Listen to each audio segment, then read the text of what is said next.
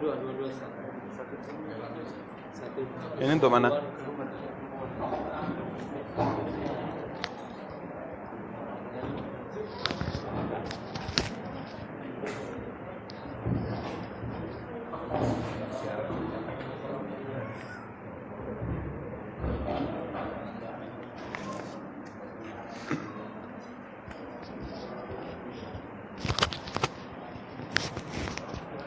Bismillahirrahmanirrahim. Assalamualaikum warahmatullahi wabarakatuh. Innal hamdalillah nahmaduhu wa nasta'inuhu wa nastaghfiruh wa na'udzu billahi min shururi anfusina wa min sayyiati a'malina. May yahdihillahu fala mudilla lahu wa man yudlil fala hadiya lahu. أشهد أن لا إله إلا الله وحده لا شريك له وأشهد أن محمدا عبده ورسوله. قال الله تعالى في كتابه الكريم: يا أيها الذين آمنوا اتقوا الله حق تقاته ولا تموتن إلا وأنتم مسلمون. يا أيها الناس اتقوا ربكم الذي خلقكم من نفس واحدة وخلق منها زوجها وبث منهما رجالا كثيرا ونساء واتقوا الله الذي تساءلون به والأرحام إن الله كان عليكم رقيبا. يا أيها الذين آمنوا اتقوا الله وقولوا قولا سديدا يصلح لكم أعمالكم ويغفر لكم ذنوبكم ومن يطع الله ورسوله فقد فاز فوزا عظيما. أما بعد.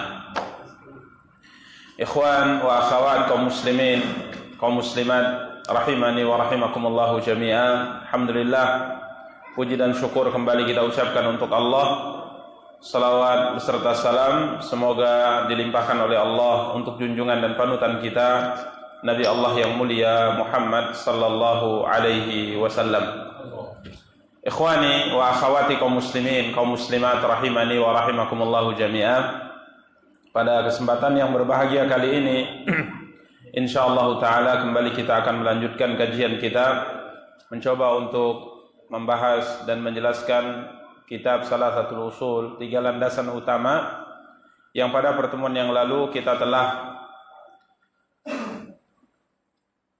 membahas perkataan penulis rahimahullahu ta'ala, nubbi'a bi iqra' wa ursila bil muddathir. Nubbi'a bi iqra' wa ursila bil muddathir, di mana Nabi kita yang mulia sallallahu alaihi wasallam diangkat menjadi nabi dengan diturunkan kepada beliau surat Iqra, yakni 5 ayat dalam surat Al-Alaq. Iqra bismi rabbikal ladzi khalaq, khalaqal insana min 'alaq. Iqra wa rabbukal akram alladzi 'allama bil qalam 'allamal insana ma lam ya'lam. Dengan 5 ayat ini maka Nabi kita yang mulia sallallahu alaihi wasallam telah diangkat oleh Allah Subhanahu wa taala menjadi seorang nabi. Kemudian beliau berkata wa ursila bil muddathir. Beliau diangkat menjadi rasul dengan diturunkan kepada beliau surat Al-Muddathir. Juga 5 ayat di awal surat Al-Muddathir Allah berfirman, ya ayyuhal muddathir qum fa'anzir wa rabbaka fakabbir wa thiyabaka fatahhir war rujza fahjur. Ini ikhwani kaum muslimin yang dimuliakan dan dirahmati oleh Allah Subhanahu wa taala, yang Allah Subhanahu wa taala turunkan kepada beliau sehingga beliau diangkat menjadi seorang rasul. Sebelum kita jelaskan atau lanjutkan pembahasan, Allah Subhanahu wa taala berfirman tatkala mengangkat beliau menjadi seorang rasul, ya ayyuhal muddathir qum fa'anzir wa rabbaka fakabbir wa thiyabaka fatahhir war rujza fahjur. 5 ayat ini mana ayat yang menunjukkan kalau beliau diangkat menjadi seorang rasul? Siapa bisa jawab? Ya ayyuhal muddathir qum fa'anzir wa rabbaka fakabbir wa thiyabaka fatahhir war rujza fahjur. Mana dari 5 ayat ini yang mengisyaratkan beliau telah diangkat menjadi seorang rasul. Wa rabbaka fakabbir, salah. Qum fa'anzir. Tafadhal. Berdirilah dan beri apa? Peringatan. Berdirilah dan berilah peringatan. Ini isyarat bahwa tugas telah diemban oleh beliau untuk berdakwah. Untuk apa?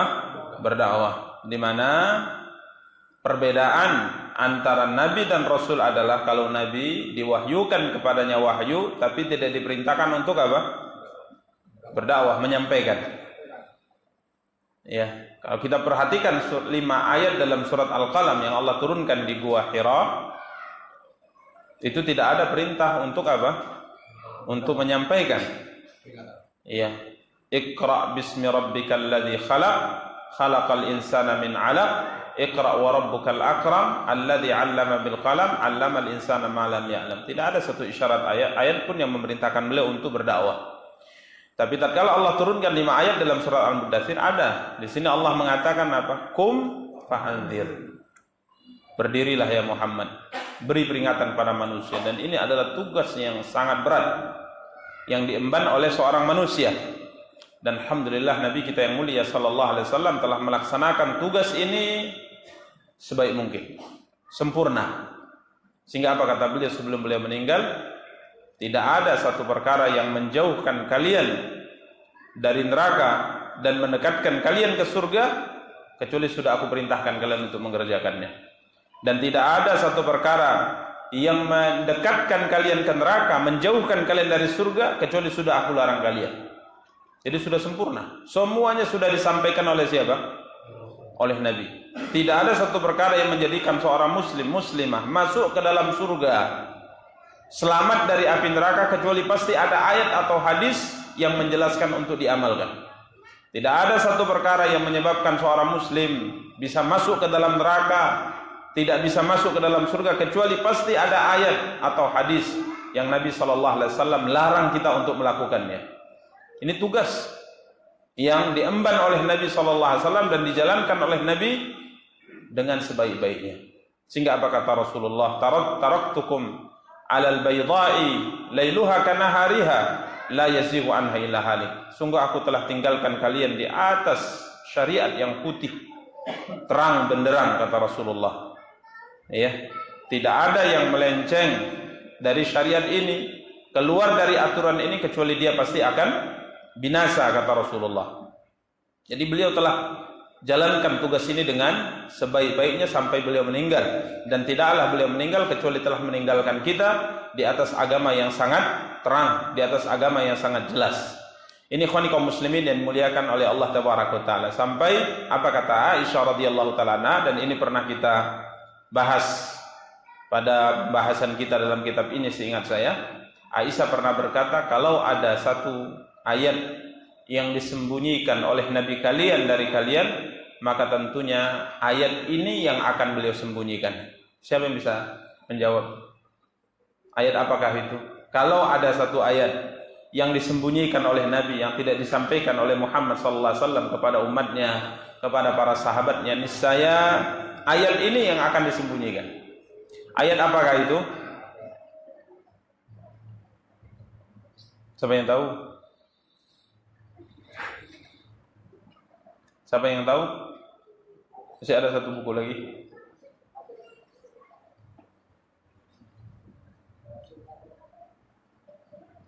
Ada yang tahu? Pernah kita bahas ini. Seingat saya pernah kita bahas. Kisahnya tahu? Kisahnya tahu. Ayatnya lah. Minimal ya nyerempet-nyerempet sedikit enggak apa-apa. Hah? Hah?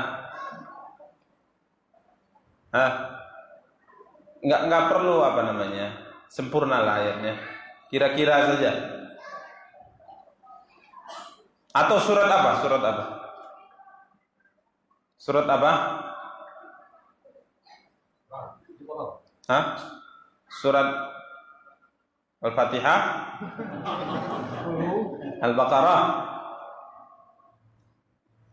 Ali Imran, Al-Anfal, Ar-Ra'du, Al-Kahfi, Maryam, An-Nur, Al-Mu'minun, Ghafir, Zumar, Al-Ahzab, Asy-Syura, Az-Zukhruf, An-Nas.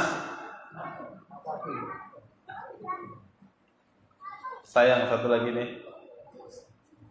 Untuk Ustaznya. Insyaallah. Enggak ada ya? Baik, surat Al-Ahzab ya. Tentang kasus siapa? Zaid bin Harithah dengan Zainab bintu Jahshin radhiyallahu taala anhuma. Di mana Nabi kita yang mulia sallallahu alaihi wasallam diperintahkan oleh Allah untuk membatalkan adat apa? Adat kebiasaan orang Arab jahiliyah tatkala mengadopsi anak.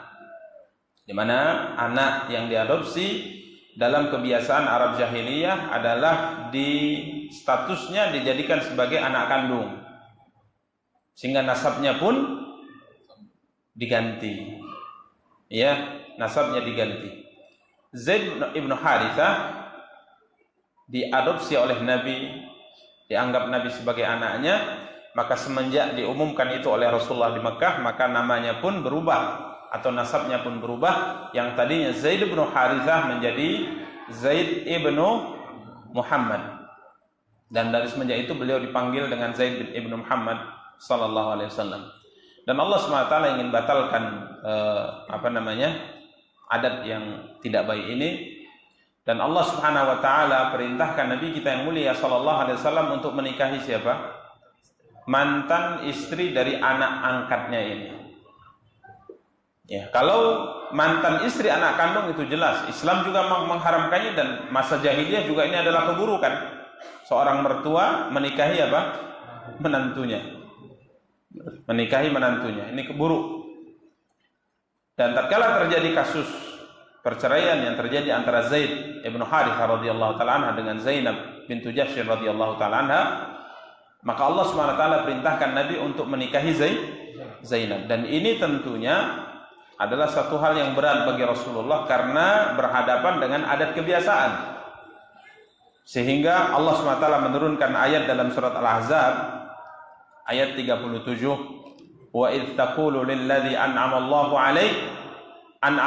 alaihi wa an'amta alaihi amsik 'alaika zawjaka wattaqillaha wa tukhfi fi nafsika ma Allahu mubdi wa takhshan nas wallahu ahaqqu an takhshah falamma qada Zaidun minha watara zawwajnakaha likay la yakuna 'alal mu'minina harajun fi azwaji ad'iyaihim idza qadaw minhunna watara wa kana amrullahi maf'ula.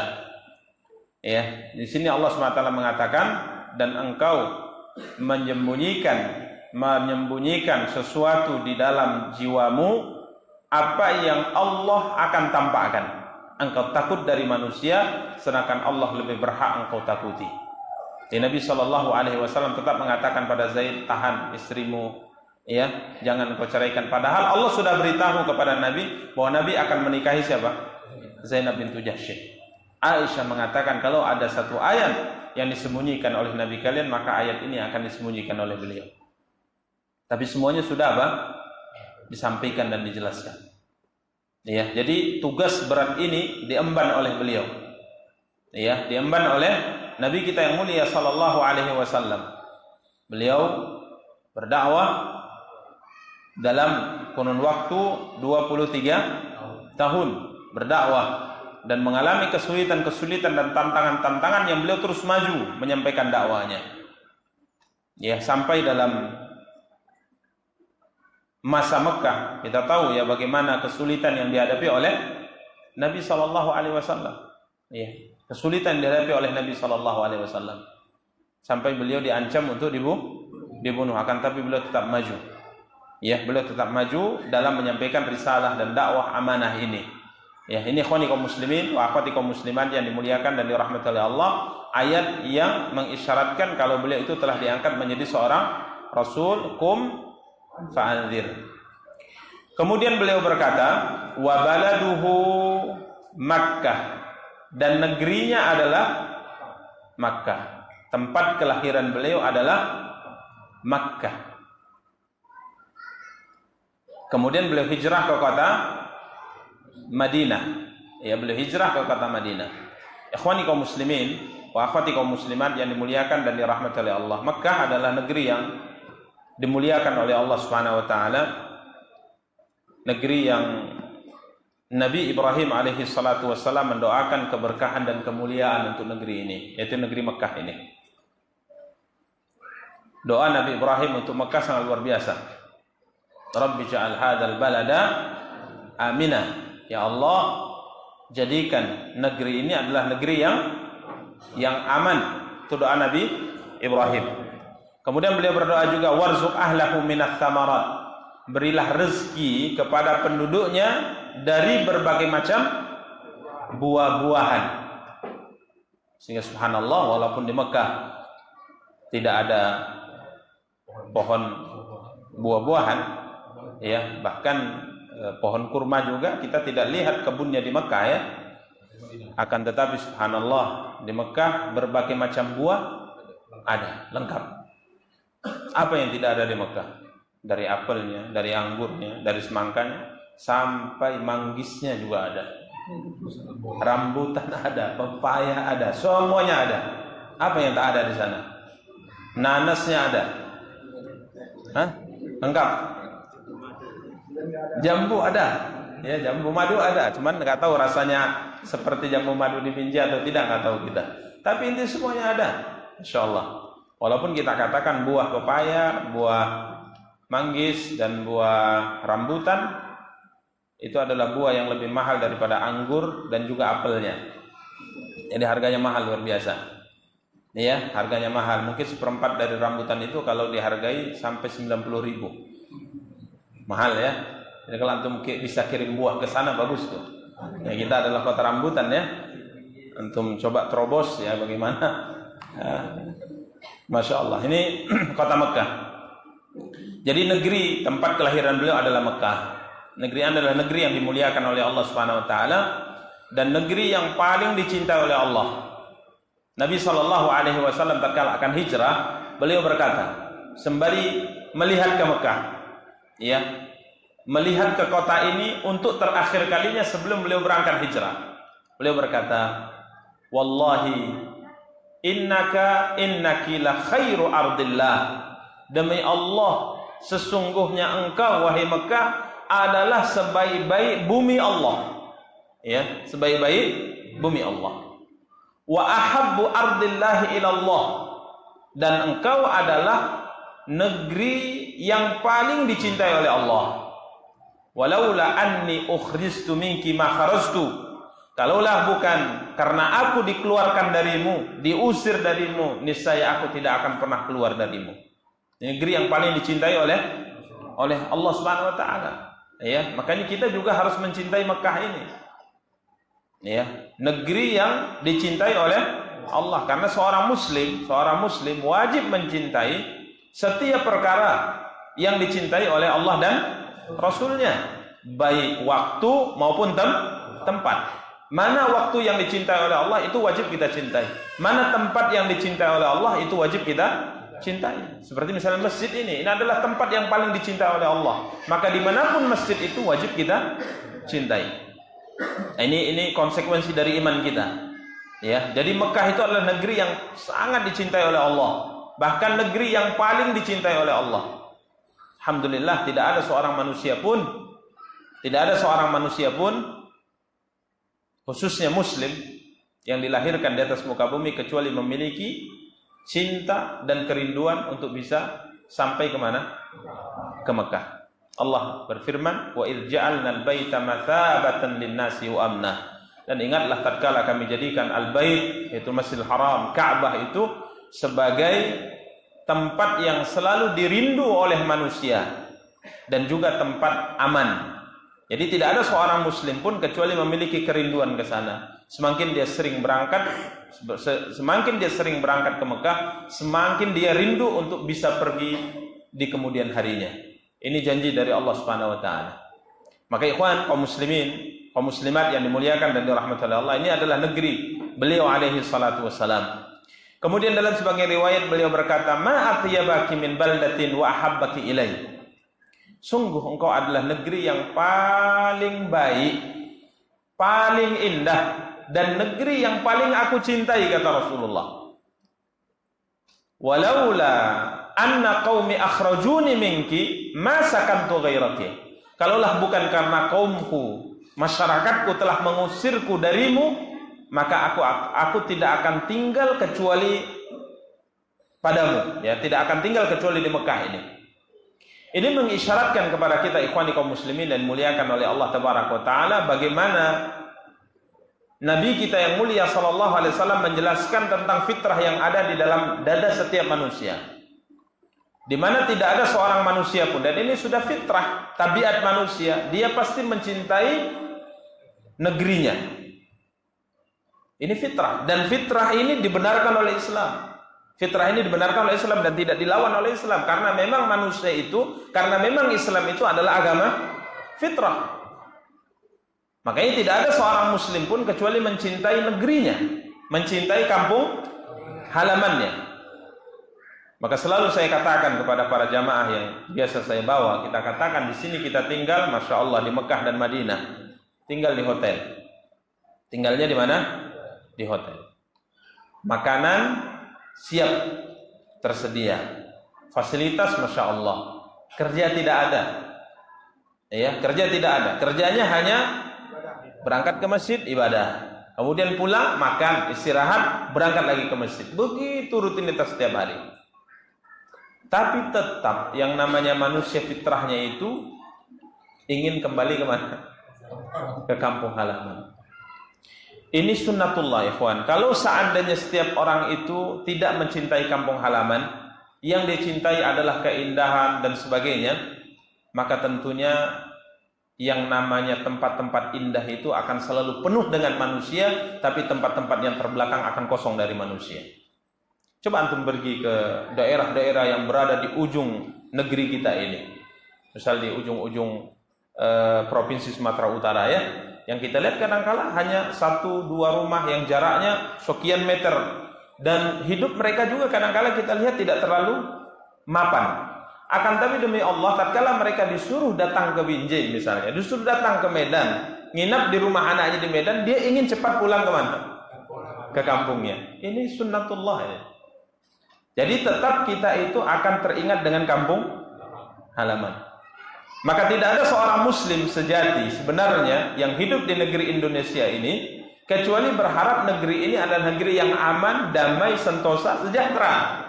Nggak ada seorang muslim yang memiliki iman yang benar dalam dadanya berkeinginan negeri ini hancur. Nggak ada.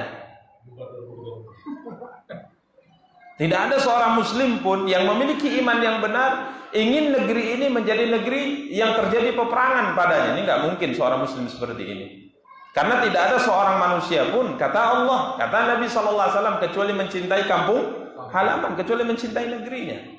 Maka senantiasa diingatkan oleh para ulama, doakan kebaikan untuk pemerintah kita, doakan kebaikan untuk negeri kita, sehingga negeri kita ini selalu diberikan oleh Allah kebaikan.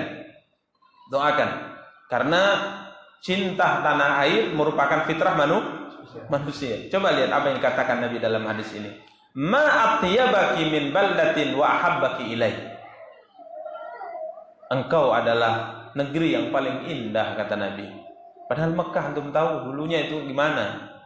Hanya batu-batu cadas saja. Sempit. Oh, sekarang oke lah. Dulu di zaman Nabi itu batu-batu cadas. Sempit. Ya. Lebih bagus lagi Taif, ya, yang hijau dan sebagainya. Mekah masya Allah panas, padang pasir.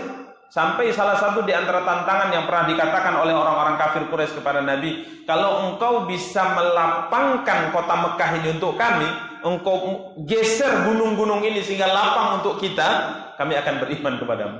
Itu permintaan penduduk Mekah. Tapi Nabi kala itu berdoa kepada Allah. Allah mengatakan boleh, saya kabulkan, kata Allah. Tapi kalau mereka tetap tak beriman, aku hancurkan mereka, aku binasakan mereka, kata Allah. Maka Nabi mengatakan tidak, jangan dikabulkan kalau demikian. Nah, ini apa indahnya Mekah kala itu. Hanya makanya orang-orang seperti Abraha dan sebagainya yang akan menghancurkan, dia pun nggak masuk akal, ya. Dia bangun apa?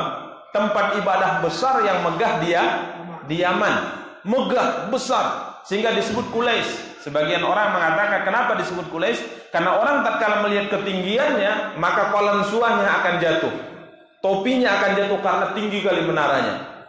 Dia mengatakan, aku akan perindah ini bangunan untuk memalingkan penziarah Arab yang biasanya datang ke Mekah itu, yang hanya batu petak begitu saja gitu loh. Apa? Coba orang kufar, orang kafir itu juga heran, apa sih hebatnya Mekah itu? Kenapa 24 jam selalu ada orang berkeliling padanya? Subhanallah ya. Apa indahnya sebenarnya Mekah itu? Tapi coba lihat di hati Nabi, dia adalah tempat yang paling indah, tempat yang paling baik, tempat yang paling dicintai oleh Nabi. Karena apa? Itu adalah tumpah darah Nabi. Di situ beliau lahir, di situ beliau dibesarkan. Maka tidak ada seorang pun di antara kita kecuali mencintai kampung halaman, mencintai tanah air. Coba tanyalah kepada para TKI, kalau ada kesempatan pulang, pasti pulang. Ini fitrah. Makanya kalau ada yang kalau ada di antara kita yang tidak cinta negerinya Indonesia ini berarti sudah nggak normal fitrahnya ya, nggak cinta sama Indonesia. Ini fitrah kecintaan kita kepada kampung halaman. Sekalipun mungkin tinggal daerah-daerah yang masya Allah, bahkan mungkin dari negeri kita ini, tentunya kita lahir misal di Binjai, kita berangkat misal ke tempat indah, tempat yang bagus sekali lah misal, berangkatlah misalnya ke Bogor misalnya ya, ke puncak indah di sana, tapi tetap ingin apa? Ingin pulang. Walaupun Binjai ini tidak seindah sana gitu loh. Ini subhanallah, ini fitrah. Ya, dan ini dibenarkan oleh Islam. Ini dibenarkan oleh Islam. Maka dengan penjelasan ini akhirnya seorang itu kalau paham ini, maka dia berusaha untuk menciptakan apa? Ketentraman di negerinya. Karena ini adalah kampung halamannya dan dia tidak akan merusak negerinya gitu.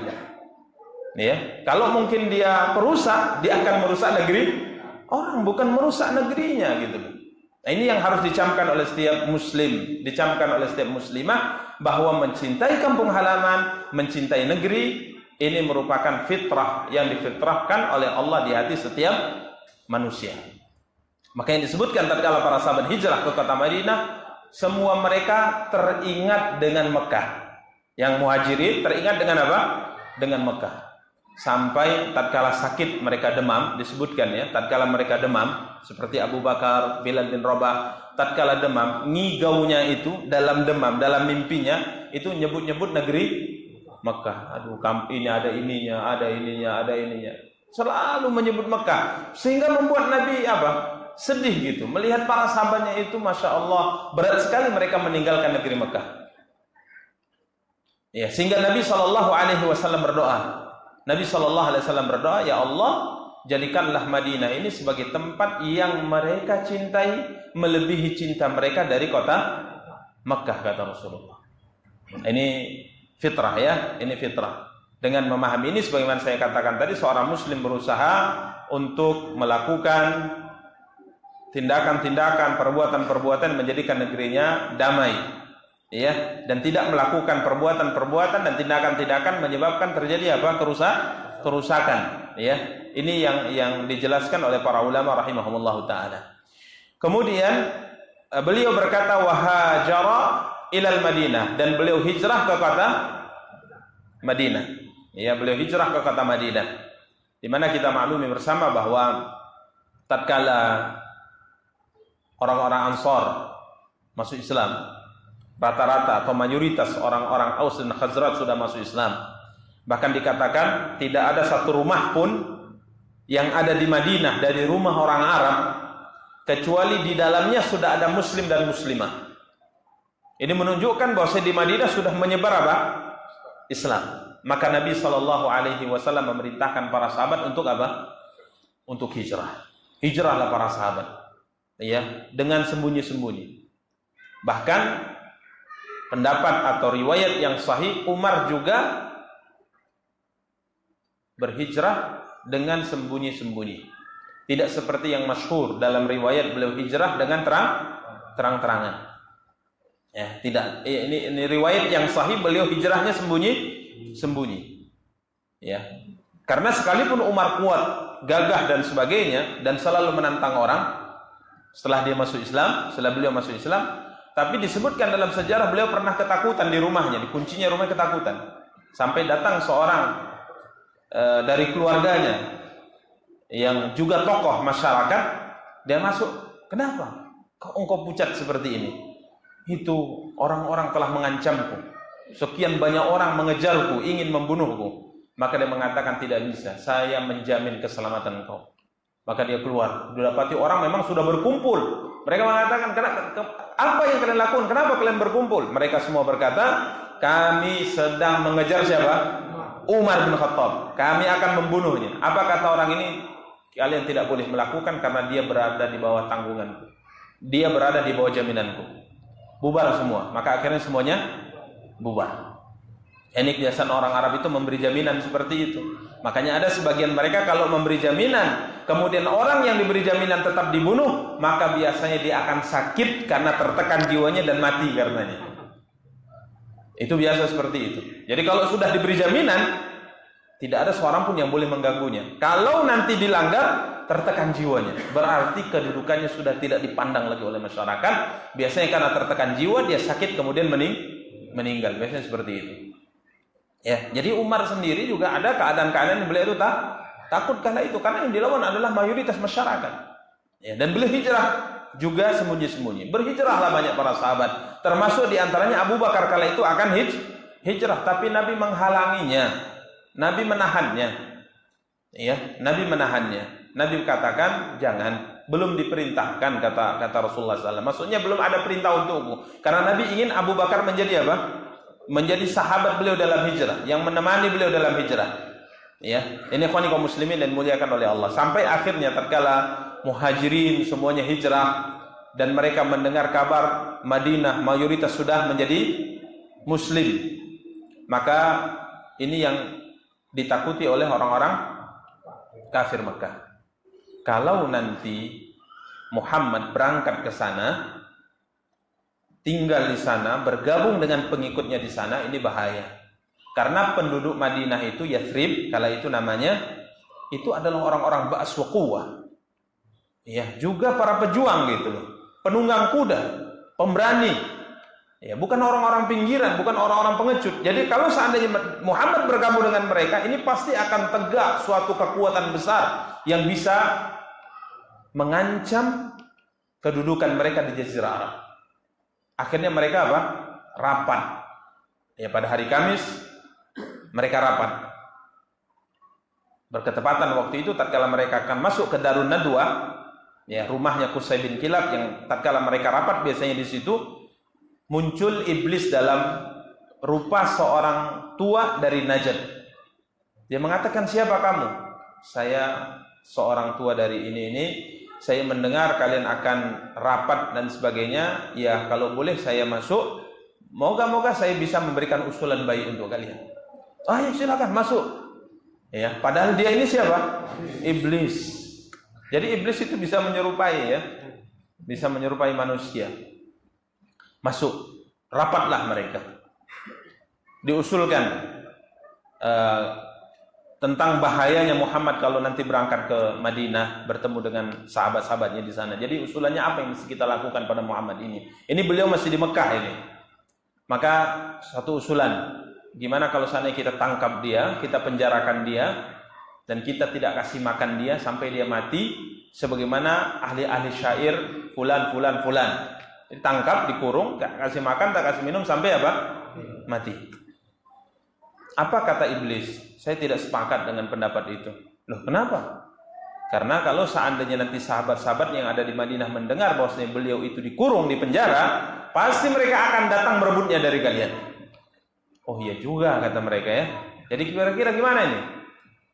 Gini saja, kita usir saja dia. Kita buang, usir. Maka iblis mengatakan, saya tidak sepakat. Kenapa? Karena kalau seandainya kita usir, tahulah kalian bagaimana ucapan manis yang selalu diucapkan oleh Muhammad. Dimanapun dia akan diusir, dibuang, itu pasti ada saja orang yang tertarik dengan perkataannya. Karena perkataan itu manis. Iya juga, kata mereka. Tetap akan mengancam kalian nanti. Maka muncullah usulan Abu Jahal, Fir'aun umat Islam. Fir'aunnya umat ini, kata Rasulullah. Jadi gelarnya Fir'aun. Gelar yang paling buruk ya. Nggak ada seorang manusia pun mau diberi gelar apa? Fir'aun. Apa kata Abu Jahal? Menurut saya, pilih orang-orang yang gagah, kuat, perkasa dari setiap kabilah. Dan kita berikan kepadanya pedang yang tajam, dan semuanya bersama-sama membunuh Muhammad, selesai urusan. Kalau keluarga Muhammad nanti ingin menuntut balas, maka dia tidak mampu untuk Bani Abdi Manaf, keluarga Muhammad itu kalau ingin menuntut balas, dia tidak mampu melawan kita. Karena yang membunuh Muhammad bukan satu kabilah, tapi semua kabilah. Kalau mereka ingin menuntut balas, membunuh, maka akan terjadi perlawanan dengan semua kabilah yang di Mekah. Paling pun nanti mereka minta apa? Denda, diat. Kalau mereka minta diat, ya kita bayar, selesai urusan. Apa kata iblis? Ini pendapat yang tidak ada pendapat terbaik daripada pendapat ini. Itu kata iblis. Wah ya, sepakat. Oke, nanti malam kita bunuh siapa? Muhammad. Allah berfirman, wa makaru wa makarallah wallahu khairul makirin. Mereka membuat makar, ya, dan Allah membuat makar, dan Allah Subhanahu wa taala sebaik-baik pembuat makar. Dikepung rumah Nabi SAW malam itu. Mereka tidak langsung mendobrak rumahnya, nunggu Nabi keluar. Karena biasanya sepertiga akhir malam Nabi keluar ke Ka'bah, ditunggu oleh mereka. Tapi Allah tentukan hal yang lain. Setelah rapat itu, Jibril turun menyampaikan kepada Nabi izin untuk apa? Hijrah. Izin untuk hijrah. Maka Nabi SAW di siang hari dengan memakai tutup kepala, beliau datang ke rumah siapa? Abu Bakar. Apa kata Aisyah? Semenjak aku bisa berpikir, sudah mumayyiz ya, umur 6 atau 7 tahun, sering sekali aku melihat Nabi itu datang itu setiap hari. Kalau tidak pagi, datang sore. Setiap hari Nabi datang. Ini menunjukkan kedekatan hubungan Nabi dengan siapa? Dengan Abu Bakar radhiyallahu anhu. Setiap hari, kata Aisyah. Kecuali hari itu, aku melihat Nabi SAW datang di siang hari dengan menutup kepala. Apa yang kami katakan kepada ayah kami? Ya, wahai ayah, itu Muhammad Rasulullah SAW datang. Maka Abu Bakar mengatakan, demi Allah, tidaklah beliau datang di waktu seperti ini kecuali ada urusan besar. Masuk Nabi, kemudian Nabi mengatakan, keluarkan semua orang yang ada di rumahmu. Waktu itu yang ada di majelis itu siapa? Aisyah dan siapa? Asma, ya, Aisyah dan Asma. Maka Abu Bakar mengatakan, ya Rasulullah, tidak ada yang di sini kecuali semuanya keluargamu. Insya Allah kalau namanya keluarga itu tidak akan berkhianat. Maka Nabi mengatakan, Allah telah izinkan aku untuk hijrah. Allah Subhanahu wa taala telah izinkan aku untuk hijrah. Apakah Allah perintahkan aku menjadi temanmu? Iya. Karena aku bertanya kepada Jibril, apakah Abu Bakar menjadi temanmu? Ya, Abu Bakar menjadi temanmu dalam hijrah itu. Maka Abu Bakar pun menangis. Aisyah mengatakan, aku tidak pernah memikirkan, tidak pernah terbayang dalam benakku ada orang dapat berita baik, dapat kabar yang senang, dia menangis. Yang aku tahu, karena masih kecil beliau, umurnya waktu itu masih 8 tahun. Ya, yang aku tahu orang itu menangis anak-anak ya. Kalau sedih baru dia nangis. Kalau bahagia biasanya apa? Tertawa. Kecuali hari itu, ayahku menangis. Padahal tangisannya karena apa? Karena bahagia dan senang dipilih oleh Allah untuk menjadi pendamping Nabi dalam hijrah. Singkat cerita, akhirnya beliau keluar melakukan hijrah ke kota apa? Kota Yathrib, yang akhirnya berubah nama menjadi Al-Madinatu An-Nabawiyah, kota Nabi sallallahu alaihi wasallam, dan beliau hidup di sana di kota Madinah selama berapa tahun? 10 tahun, dan sebagaimana kita sebutkan beliau meninggal di kota Madinah dan dikuburkan di mana? Di Madinah. Tidak ada kuburan seorang nabi pun yang pasti kecuali kuburan nabi kita. Yang lainnya belum bisa dipastikan. Tapi kalau kuburan nabi itu pasti. Beliau dikuburkan di mana? Di kamar Aisyah radhiyallahu taala anha, ya, di kamar Aisyah radhiyallahu taala anha, sesuai dengan apa yang disabdakan oleh beliau, tidak ada seorang nabi meninggal kecuali dikuburkan di tempat ia meninggal. Demikian ikhwani kaum muslimin yang dimuliakan dan dirahmati oleh Allah Subhanahu wa taala, apa yang dapat kita sampaikan dari penjelasan kitab Salasatul Usul, insyaallah akan kita jelaskan kembali kelanjutannya pada pertemuan yang akan datang. Kita cukupkan, semoga ada faedahnya dengan membaca doa kafaratul majlis. Subhanakallahumma bihamdika asyhadu an la ilaha illa anta astaghfiruka wa atubu ilaika. Wassalamu alaikum warahmatullahi wabarakatuh.